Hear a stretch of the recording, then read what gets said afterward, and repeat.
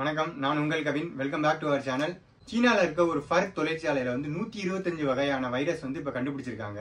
இப்பதான் கொரோனால மீண்டு வரதுக்கே நம்மளுக்கு பல காலங்க ஆச்சு. கொரோனா டைம்ல எல்லா நாடுகளுமே சைனாவை தான் குறை சொல்லிக்கிட்டு இருந்தாங்க. அதே மாதிரி இப்ப சைனால ஒரு ஃபர் தொழிற்சாலையில ஒரு ஆய்வு நடத்தியிருக்கும்போது அந்த ஆய்வுல என்ன சொல்றாங்கன்னா 125 வகையான வைரஸ் அங்க இருந்திருக்கு. இதை கண்டு அந்த ஆய்வாளர்கள் அதிர்ச்சி அடைஞ்சிருக்காங்க. இந்த வைரஸ் மனிதர்களை பாதிக்கிற அபாயம் இருக்கு அப்படின்னு சொல்லியிருக்காங்க. இதான் இந்த ஃபர் தொழிற்சாலை. எப்படி என்ன பண்ணுவாங்கன்னா, இங்க மிருகங்களை வளர்ப்பாங்க. அவங்களே உள்ளே வளர்த்துட்டு அதோட தோல்களை தான் நம்ம பயன்படுத்துவாங்க. பல விதமான பொருட்கள் தயாரிக்கிறதுக்கு அதோட தோலை பயன்படுத்துறாங்க.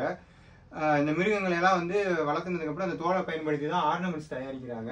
ட்ரெஸ்ஸஸ் இது மாதிரி விஷயங்கள்லாம் தயாரிக்கிறாங்க. அவங்க போற அணிஞ்சிருக்க ட்ரெஸ்ஸஸ் எல்லாம் பாத்தீங்கன்னா இந்த கரடியோட தோல்ல இருந்து எடுக்கப்பட்டது தான்.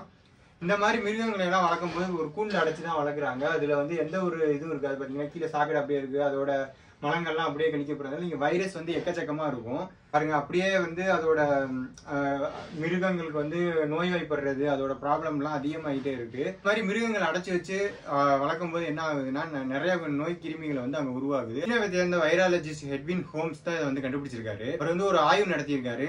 கிட்டத்தட்ட 461 வகையான விலங்குகளை அவர் ஆய்வு நடத்தியிருக்காரு. அதுலதான் இவ்வளவு விதமான வைரஸ் அந்த தொழிற்சாலையில இருக்கு அப்படின்னு சொல்லி கண்டுபிடிச்சிருக்காரு. இந்த ஆய்வு 2001 இருந்து 2004 வரைக்கும் எடுக்கப்பட்ட ஆய்வு.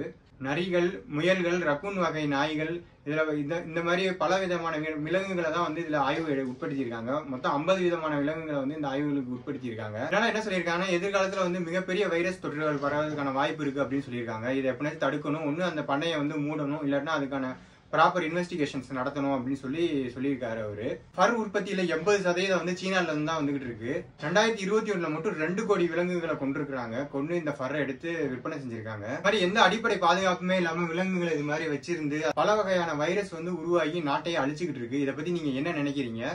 தொடர்ந்து இந்த மாதிரி நியூஸ்க்கு மறக்காம சேனலை சப்ஸ்கிரைப் பண்ணுங்க. நன்றி, வணக்கம், பாய்.